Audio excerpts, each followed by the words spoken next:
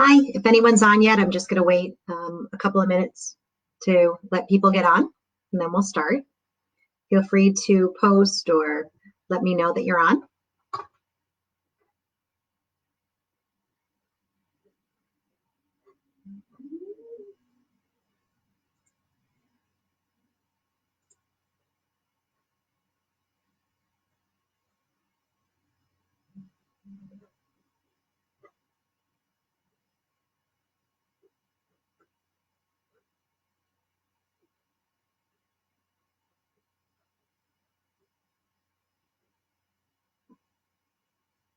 If everybody's doing okay today and maybe even getting a chance to get out there and enjoy some of the sunshine from the weekend or today.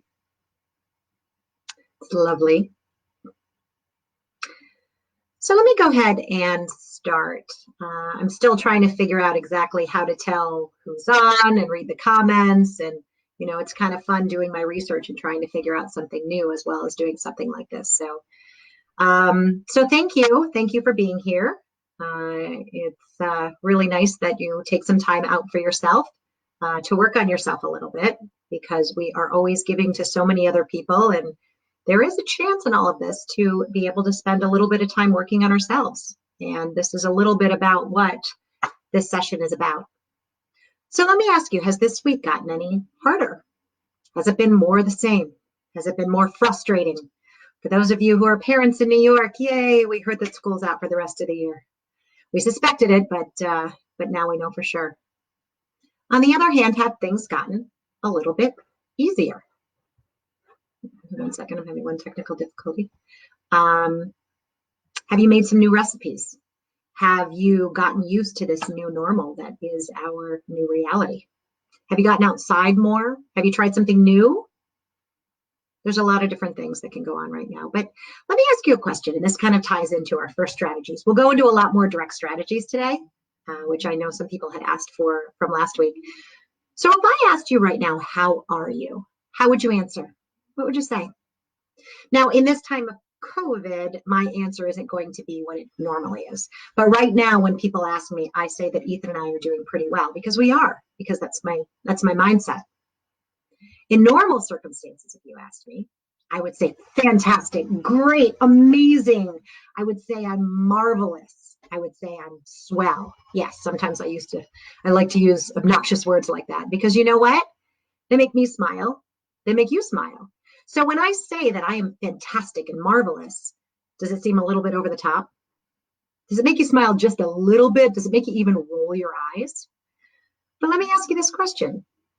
What do you answer normally? If I say, how are you? Do you say, I'm fine, I'm okay, frustrated, I'm lonely, bummed, I'm overwhelmed? Why? Why is that your answer? Have you ever thought about answering the way you want to feel? Do you want to feel okay? Do you want to be okay? How are you? I'm fine. Do you want to be fine, or do you want to be marvelous? Answer how you want to be. So this is your first challenge. This is your first strategy for this week. Before you just answer that you're okay, think about how you want to be, and maybe answer how you want to be. So let's bring this a little bit back to what we've got going on in our world. We have to address where we are right now. We're isolated. We're annoyed by things that wouldn't normally bother us. We're getting bored, stir crazy. Maybe we're eating or drinking too much, snapping easily, watching too much news, doing too many dishes, spending too much time with our family, or maybe not enough in cases like me, for example, where my family is 5 hours away. That's really tough. I'd like to see them. But have you found things in your house too? Have you found some pictures? Have you found some clothes that you can get rid of or that may or may not fit? Please tell me you haven't found the moldy piece of food in your kid's room like I did. But then again, I did that as a kid. So I guess the apple doesn't fall far from the tree, right? What I'm trying to point out here is that we have to face reality where we are right now. We can't excuse. And these courses, these sessions are not made for us just to go skipping through the tulips and be ridiculously happy. It's not necessarily the way to be right now, and that's a little bit insensitive. What I want to do with these sessions, what I want to help inspire you to do, is shift to a more positive mindset, to include more happy feelings and a different perspective. And it will include, hopefully, it'll get you to more peace and less anxiety, more appreciation and gratitude and less frustration and complaining, more love and forgiveness and less annoyance, more joy and less sadness, more even-keeled reactions and less knee-jerk responses, more celebrating what's right and less focus on what you want and what you can't do. I mean, in all reality, guys, it is what it is. We have to deal with it. And what are you going to do with it? More opportunity and less constriction, more energy and less lethargy and laziness, more success and less slogging through mud, more faith in the world and humanity, and a knowledge that life will return to some sense of normalcy, and less despair and less judgment of others. More health and less sickness, more confidence and less self-doubt and self-flagellation, more proactiveness and less reactiveness. This is what we're talking about here. This is the goal. This is where we want to go and how we want to be. You do have a choice in how you feel and how you act and how you react. And you also have a choice to forgive yourself when you act, react, and feel. Maybe not like you wish you did. That's humanity, right? Remember that positivity is contagious. Peace is contagious. Energy is contagious. But do you know what else is contagious? Panic, complaining, sadness, negativity. That's all contagious too. So what do you want to spread? What pool do you want to swim in? I want to swim in a place that I'm a little happier and can help other people be a little more joyful and peaceful and feel better about themselves and others. So one more question before we dive into this week's strategies would be taking a look at last week's. Did you think a little bit more about your own humanity, about feeling what you're feeling instead of just trying to hop over it and ignore it and get somewhere else? Did you take a chance to notice that, you know what, I keep avoiding that sadness. I'm going to feel it. I'm going to let it penetrate me for a couple of days and a couple of hours, and then I'm going to be done with it and I'm going to leave. Did you actually let yourself be human? Did you sit in that bath for a little while and then did you say, bye-bye now, I'm going to leave? Did you go to your pity party and then leave it? And you don't keep going back. You've stayed your welcome, overstayed your welcome. It's time to go and you don't need to return. So what are we going to focus on today? We are going to look at a couple of themes that I will continue to repeat through all of my sessions. And within each of those themes, let's talk about some particular strategies. So the themes are awareness, desire, choice, action and practice, and belief. So we talked about awareness last week, right? Once you see, you can't unsee. Awareness is observing. It's really first and foremost observing, because you can't change anything until you know what it is that you want to change. So observing your thoughts, your actions, your reactions, the way you talk to yourself, the way you talk to others. If you did think about it from the last session, maybe it's actually been in your mind. Maybe you've gone, oh, wow, I didn't know I did that. There I go again. And that is the first step. That is the first place you want to be in, just, again, becoming aware. Did you notice when you were sad? Did you notice when you snapped at someone? When you were a jerk to yourself? Did you notice when your mood changed, or when you were lazy or energetic? Did going outside in the sun or doing something active make you have more energy? Wow, that was interesting. I need to do that more. But how do you remember to be aware? This is hard. All of this is practice, right? It takes constant reminders. So how can you remind yourself? I have a great tip, right?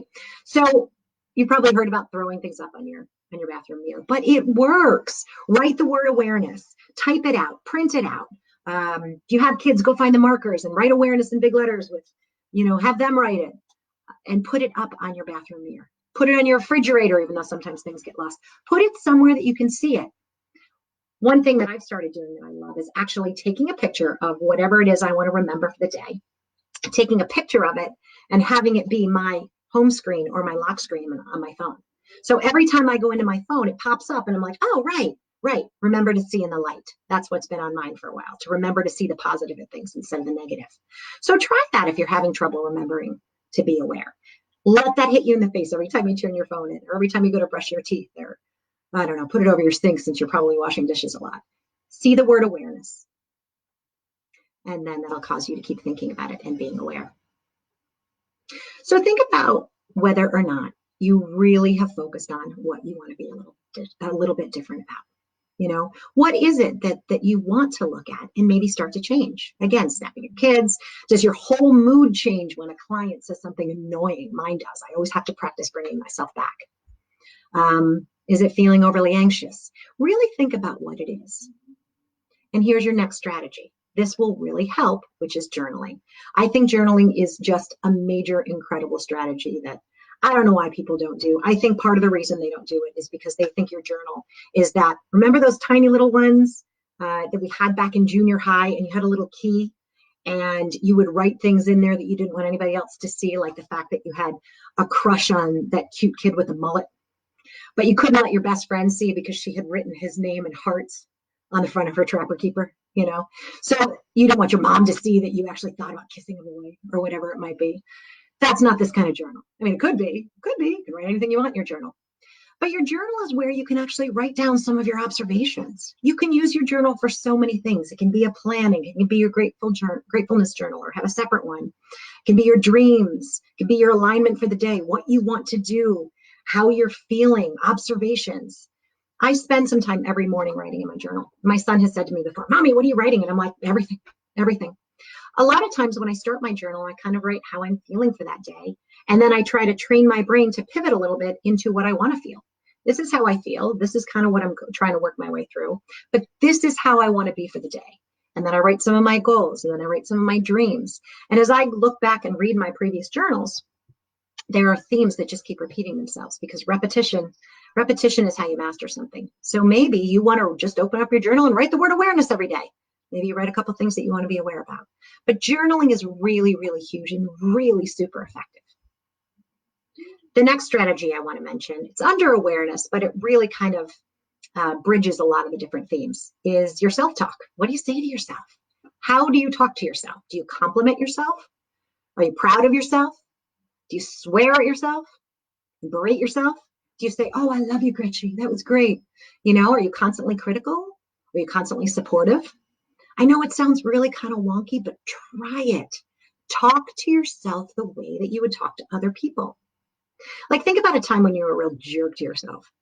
You were just not very nice. Would you have said that to somebody else? Would you have said those same words to somebody else? Then why are you saying it to yourself? It doesn't make any sense. Why treat yourself that way? So here's another task that I challenge you to try. This is not easy. It's not easy at all, but I dare you to do it, right? So go stand in front of the mirror, preferably naked. Try that one on for size. If you don't want to be naked, maybe you put on your underpants. And yes, I love the word underpants. It's much more fun than underwear. Whatever you need to put on less clothing, stand in front of a full-length mirror, and stop grimacing. The goal of this is not to focus on those parts of any of us that we don't like. And everybody's got them. There's no doubt you're going to look at things, and the first thing you want to comment on is, oh, I wish I didn't do that. That's not the purpose of this. I want you to look in the mirror and find what you do like about yourself. I don't care if it's one thing. Look at yourself and just say, I really like that. Oh, that looks pretty awesome. I'm pretty good. I like that part of myself. Like, I have very strong legs. I like my legs. I've always liked my legs. I have strong legs, and I will look in that mirror and I will say, nice legs. I skip over some of the other parts because it's not the purpose, right? I also like my collarbone. I think I have a nice collarbone, and I try to find necklaces that fit right there. I have a good friend who has the best feet I've ever seen, and she loves to look at her feet, right? What is it about yourself you like? Stand there, and just while you're in that mode, whether it's a couple minutes, a couple seconds, just stand there and focus on only looking at what you like. So that's just your body. I'm just asking you to kind of give that as a little option about being conscious about a way that you talk to yourself. Listen, I've been trying to practice this for years, and I still find myself calling myself an idiot or an asshole. Why did you do that? But now, after being aware of it for so long, then I start to have another inner dialogue that says, did you just call yourself an asshole? Why did you do that? I don't think you should have done that. Why don't you talk nice to yourself? So my inner dialogue has actually changed now. And now I'm challenging the voice that's being mean to my own self with my own voice. This is a personal pet peeve of mine too, is when someone compliments you. And what's your reaction? What's your first reaction when someone compliments you? Oh, but thank you, but I could have worked harder, but I could have done something different, but my hair is too thin, but stop it. You put a lot of work into whatever it is that somebody's complimenting you for. And they are noticing it and giving you a cause and a reason to celebrate. The right answer right there is, thank you. Thank you very much. Thank you. And be proud. Let that smile spread across your face. Somebody didn't compliment you to hear you berate yourself. They complimented you because they're like, hey, way to go. Fantastic. So let's move on to the next theme. The next theme is desire. You have to want to get to a more positive space. A lot of people just want to dwell in where they are. They want to be the victim. They want to be the martyr. They just want to be miserable and swim in that pool. I guess I like swimming in a pool metaphors. They want to swim in that pool of sadness or rejection, right? I think that you may all want to get out sometimes, or you wouldn't be here, right? So this is where you have to be really honest with yourself. What is the motivation behind your desire? If you want something and it's actually going to happen and you're going to change, the desire and the reason behind it has to be compelling enough to make you stick with it and make some changes. So here's your next strategy. Think of the things that you want to change and think of some of those reasons why. Maybe you make a list in your journal. There's that journal again, of some of your motivations. Why is it that you want to do a certain thing? What does it mean to you? How is your life going to be different? See, I'm not really a fan of people who are going to complain about the same things year after year after year, because I truly believe that you have three choices. You can stay in the situation and accept it. You can try to change the situation, or you can get out of it. I'm not saying that's easy, but I'm saying you have choices. Like, even if you have to stay in that situation for various reasons, you can change the way you look at it, change your perspective. But think to yourself with the motivations to change. How is your life going to be different if you alter that one thing? You also have to think about whether or not that's attainable. It is now May, and you want to be a supermodel, looking like a supermodel on the beach in 1 month. Man, that ain't going to happen. You can take steps toward it. I'm going to be a millionaire someday. I know it. It's not going to happen next week, but I'm chipping away at it every day. I'm going to get there.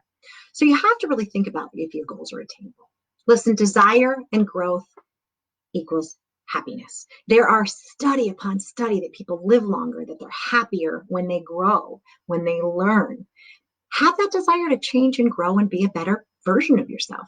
It ties in with everything we're talking about, being more positive, being more peaceful, reacting differently to things, etc. So the next is choice. So what does that mean? Your energy grows where you choose to plant it. That has been my mantra for years. I repeat it all the time. That's actually one of the things that I have stuck up on my bathroom mirror. And I repeat it a lot. I've had it on my cell phone many times. Sing it, say it. If that's something that actually resonates with you, there are a lot of other versions of that same phrase. Maybe when you're washing your hands, instead of singing happy birthday 2 or 3 times, maybe you start saying that mantra over and over again. My energy grows where I choose to plant it. My energy grows, count the number of times that you're washing your hands properly. You get what you think about. So this is your next strategy. Pivot to the positive. Reach for better feeling thoughts. So again, we've already gone through, you have to feel your feelings first. Okay, now you've felt those feelings and you don't want to keep going into the despair in that pool every day. You've left the party and now you need to reach for something better. So let's say your brain is going down that rabbit hole of depressed. I'm depressed. This situation sucks. Okay, now it's your choice to reach for something better. Every little emotional step is going to get you to a more positive place. You're not going to jump from I'm depressed, this sucks, to I'm elated and happy and everything's great. It's not going to happen. It's not sustainable. It's not obtainable. And you kind of seem fake. It just doesn't work that way. So you have to take little steps. So maybe you go from I'm depressed to I'm bummed. Okay, let me walk around for a while. Let me let that cascade over me for a little bit. And then in a little while you move to bored. Bored is a higher emotional state. Keep working your way up that. Let it infiltrate you. And then move up to something else. All right, I'm still bored, but now I'm going to be a little productive. Keep moving up. Keep reaching for a better thought. Sometimes you can be in that depressed state and just start thinking of yourself hugging your kid, or maybe that doesn't make you happy. I don't know. Eating something great, or talking to a friend. Even that thought, that reaching for that better feeling thought, will move you to that next emotional step. Keep reaching for that next emotional thought. You have the choice. You can get to that next spot, but you have to make yourself do it and take yourself out of where you are right now. So the next strategy is one of my personal favorites, and it really, really works, and that's act as if. I want to let you know that I'm not asking you to be inauthentic. Don't be fake. That's not what the point is. But the point is that there's tons of evidence that how your body is being or what you're thinking in your mind can actually affect what's going on, and the two affect each other so very well. So I was actually listening to a podcast, Hay House author on a podcast yesterday, discussing that what you do with your physical body can actually change and impact your mind and your feelings. One of those things that people discuss regularly is deep breaths. I mean, this is such a simple tool. I even teach this when I do human resources trainings and conflict management. People who may not hear a lot of the other things we're talking about. But when you stop and you just take those 3 deep breaths, whether you close your eyes or not, before you react to a work situation, as you're walking down the street, those 3 breaths actually slow down your nervous system and get you out of that fight or flight, or even a little bit, sensation that you're in, and allow you to be able to think better. Sometimes just multiple times a day, I throw my shoulders down because I don't know about you, but I carry the stress in my shoulders. So I'm tense like this all the time. I look like I have no neck. So I relax them. I throw my shoulders back. I walk a little bit more straight up and down. All those little things actually will affect your brain. Take that deep breath. You really want to do the whole, beginning of old workouts. You really want to sit in that meditation pose. Do it if that's what works for you. But you can implement this strategy so easily by just taking a couple deep breaths, straightening your shoulder, or straightening your back, putting your shoulders down. This author was also talking about something which I've done before, and I think it's really interesting, and I think it's true, is actually making yourself bigger. So when you are upset, when you're constricted and you're small, you feel sad. When you're big, you feel more confident. So one of the strategies is to actually take up space.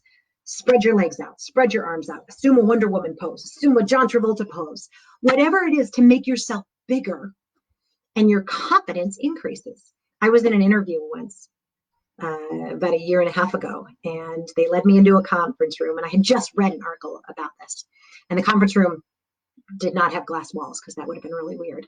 But within this closed conference room, I actually pushed my chair back and put my legs out wide in like an X, put my arms up like this and put them back behind my head, and made myself really big and breathed for a few minutes to see if it didn't actually increase my confidence before the interviewers came in. I think it did.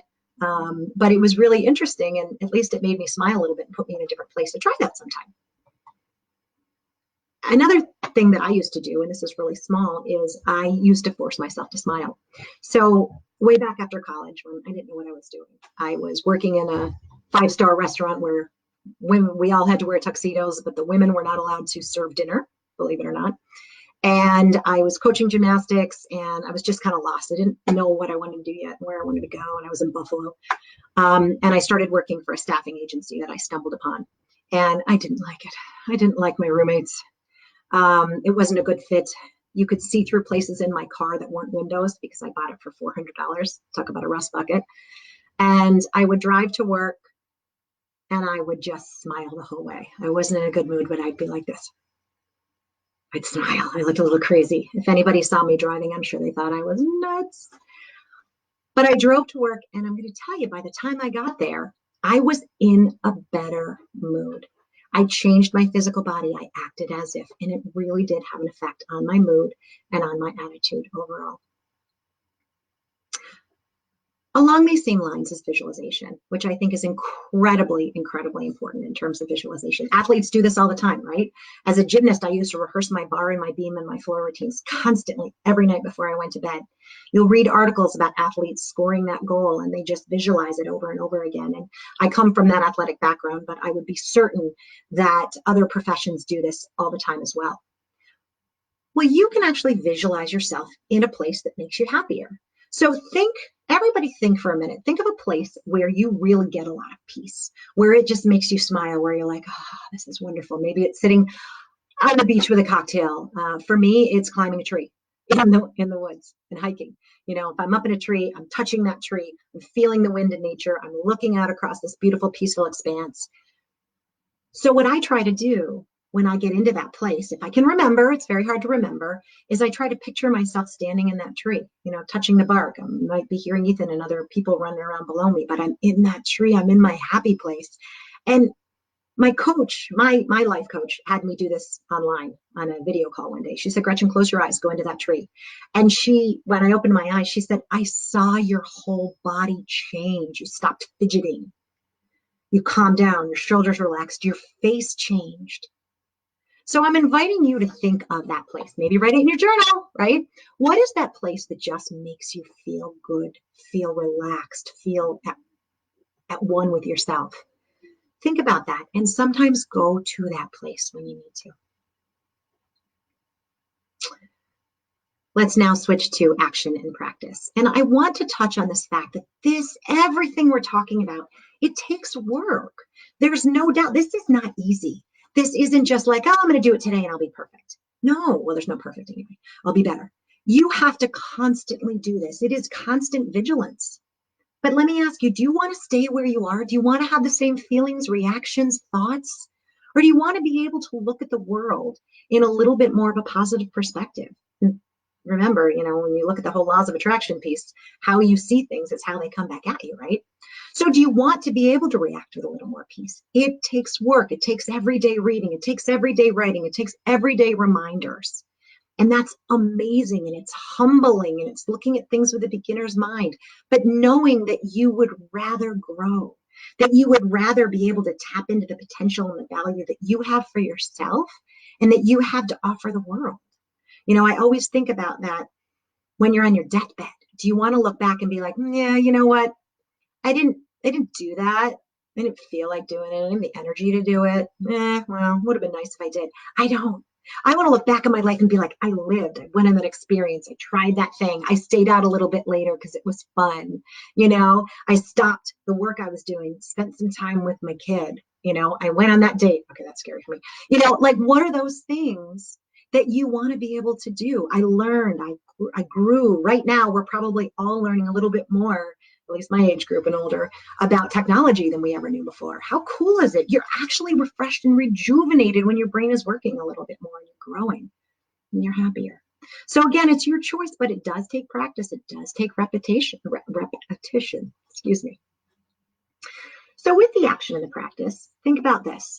This tagline that I love is take actions every day in the direction of the life you want to live. Take little steps, think about it, visualize it, keep that whatever it is that you want to do or be in your mind every day. A little bit, no matter what. So let me give an example. There was a woman that I coach, and she had a great job, but she was living in a city, and she really desperately wanted to go and live in another city. And she was the kind of person who could do it, but she liked her job. She liked her job. She liked what she was doing. And she was just trying to sort of figure out how to be successful in her job, but also somehow or another manifest or figure out that way to be able to live in a new city. And so one strategy that we came up with was every day, no matter what, that she should take a little bit of time to do something about living in a different city. So maybe, that time at work when you need a break for a minute and you go to Amazon or you go to Facebook. My point to her there was go and research coffee shops in Seattle. Go and look up apartment prices in Atlanta, Georgia, hiking trails in San Francisco. Spend a little bit of time. Now, she could spend hours if she wanted to, reach out and look at what it's really like to live in, Austin, Texas. But a little bit every single day keeps it right here in your brain. So this is really interesting. And a lot of other factors came into play, but she did this for quite a while. And guess what happened? Her company actually had a project in San Francisco. And she was given the opportunity to go and live in San Francisco for 3 or 4 months while still working for her same company. Who knows, it might turn into a full-time, long-term opportunity. But she actually kind of manifested this herself. And it's not all about manifestation. It's also because she kept it in her mind. And whatever wheels she put in place to make it happen, it happened. She reminded herself of it every day, and she was aware of it. So for me, for example, I want to inspire people. It's what I wanted to do for years. I want to inspire myself. I want to inspire people. So every single day, no matter what, I am doing something inspirational or growing. I'm reading, I'm listening to a podcast, I'm writing in my journal. I have a Grateful Now site attached to my profile that I'm writing something grateful in, and I encourage y'all to do it. I'm trying to do this every week. I'm trying to post something inspirational for people to read on this page that I manage here. I just want to be able to do something inspirational and stick to that every single day. So what is it? What is it that you want to do or be a little bit different? How can you insert even the tiniest bit of it? One line, if that's all the time you have, but every single day. Because again, the more you think about it, the more you're aware of it, the more it's going to happen, the easier it's going to be. So that brings me to my next strategy, which is celebrating every single success. Everyone, we focus on the bad. If you were to look at your day and put it into a pie chart, I bet you'd find that about 90% of your day went well, went like you wanted it to, maybe even went really great, maybe just didn't suck, right? So maybe only 10% wasn't that great. So why are we focusing on that 10%? Why aren't we focusing, like I said last week, why aren't we focusing on the fact that we put our underpants on, right? Why aren't we focusing on the fact that we made breakfast and why aren't we focusing on the fact that we wrote an email and we sent it out? There are so many things to focus on that we do well. Stop only focusing on the bad. Celebrate every little thing that happens, every little synchronicity. It puts you in a much better mood too. And you're like, woo, I don't know, put some laundry away. So obviously my perspective is coming from being I hate to say it, but kind of a stay-at-home / working mom at this point in time. But celebrate every success. If you go outside and you just stand in your front yard, even though you wanted to go for a walk, celebrate that you did that. You got off the couch and did that. Celebrate that you read an article. Celebrate that you turned the news off because it was starting to depress you, right? All right, so let's move on to belief. So belief is faith that you can be who you want to be, that you believe in yourself, and that it's possible to be who you want to be, to get what you want, that you believe that you are worthy. I am a person who believes strongly in laws of attraction. I do believe in manifestation. And when my belief is very strong and I can quiet the doubts, because that's part of all this, then it happens. I left my job a year and a half ago to focus on my own business, kind of going, I'm not exactly sure what I'm going to do. And yes, I built a lot of momentum in my human resources career for 2 decades, and I have a lot of connections. But I haven't had a single doubt in my mind that I was going to be anything but successful. I'm still working on it. I'm still getting there. And every day is actually exciting. For a little while, that little thought creeps into my head that Ethan and I are going to be out on the street with no place to live and tattered suitcases in our hand. That's not going to happen. I know it's not going to happen. I know that I'm going to thrive and I'm going to keep being successful. I am so positive of it. And I think partly because I know that's going to happen. It does. But there are other places that I don't do so well, and all those doubts pop up, like relationships, right? Like I'm not so good at those, and I'm not manifesting them because all those doubts are just up to my eyeballs in doubts. And that's tough, and those are the obstacles. And I'm not saying you can conquer everything at once, my friends. The business part I really do believe in, and there's so many other areas, and I'm just going to keep practicing and working on things. So you can do it. Believe you can do it, but what's stopping you? Are you minding your butts? What are your butts? So here's your next strategy. Think about those things that get in your way. Think about your excuses. I don't like to say they're all excuses because people, it sounds negative. So what are your obstacles? What stands in your way? If you want to go work out, I want to work out, but write down what some of those things are. Pick one of those goals, right? One of those goals, and go back to the motivation. Why is it important to you? And then think about what's standing in your way. Again, if we were in an actual coaching session, if we were in a program, a one-day program or an online program, we would identify one of those goals, and we would go through a lot of these different steps to figure out how we can look at that in the eyeball, destroy it, get past it, and start doing some of the things we want to do. But if you believe, what is stopping you from believing? What is stopping you from taking that action? So that walks through all the themes for today. Let's kind of just look at one last thing that I really like. And this is a little bit of a theory, kind of a mainstay foundation of my coaching and my teaching, is what lights you up. For business, for example, I like to help people find the intersection of what lights you up and what you're good at. But what lights you up? What makes you happy? What makes you feel the most like yourself? when you're happy with who you are, when you're just really great, when you're feeling authentic and sparkling and who you really are. What lights you up? This is homework. This is homework. I know, damn girl, you give a lot of homework. This is homework. What makes you smile? What is your list? This is only your list. This doesn't matter what anybody else thinks. Nobody gets to weigh in on this but you.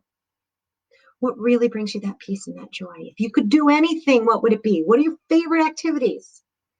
What are the things that when you visualize doing it, a smile spreads across your face, your shoulders relax? I'll give you some of mine. I love hugging my son. I love hiking and breathing in nature. I love social interactions, but I also like being by myself and having that time to do my inspirational work and my writing and my reading. I love being with friends and laughing and dancing. I love it. It's so much fun. If you know me, I love great food and a fabulous cocktail. I do. I love being creative. I love moving and working out. I do. I love bright colors. I love wearing earrings every day since this has started. I don't do my hair usually. It goes back into a ponytail. Did it for you. But every day I've worn earrings. I get up and I put earrings on. And when I look in the mirror, that makes me happy. Even if I have some silly ponytail on and a big old sweatshirt, I've got some fun dangling earrings. That makes me happy. I'm lit up when I read inspiration. Sunshine actually is a theme and a symbol to me. It's my symbol on my company energy as well. I get lit up by the freedom to live the life the way I want to live it. That gives me a ton of happiness. And I really get lit up by reading a good book and getting into a story. So what is it for you? Here's your journal again. What lights you up? All right, so we've talked about a lot today. Let's just recap a couple of things at the end here. So the themes, right? Awareness, desire, choice, action and practice, and faith. And some of the strategies and homework, answer the question of how you are with how you want to feel. Journal, talk nicely to yourself, be gentle, be nice, be supportive. Figure out what your motivation is to change and to do some things differently. Reach for better feeling thoughts, get yourself up that emotional scale. Act as if.